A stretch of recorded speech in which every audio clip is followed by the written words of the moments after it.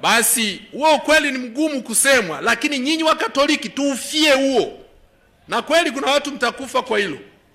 Ukilisimamia huko salama, kwa sababu unapozuia watu kwenda juu wanakotaka, watu wakubali kutawaliwa na sheria. Nchi hii utawala wa sheria umeshuka.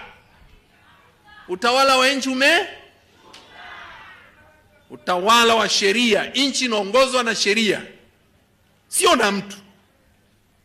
Tanzania siku hizi kuna lugha ambayo haijawahi kutokea duniani kote: uchawa.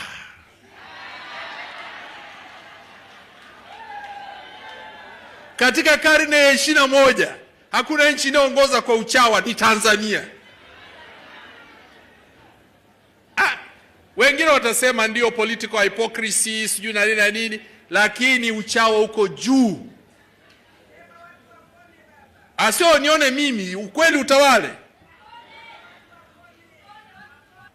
Ibara ya 28, mamlaka ya wananchi, sovereignty of the country, sovereignty of the country imewekwa kwa watu, sio kwa mtu.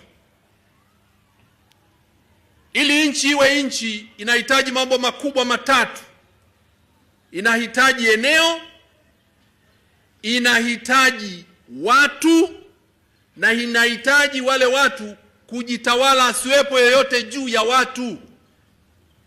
Nchi inahitaji sovereignty, inahitaji territory, na inahitaji people. Sio people wa ile chama chenu kile, people.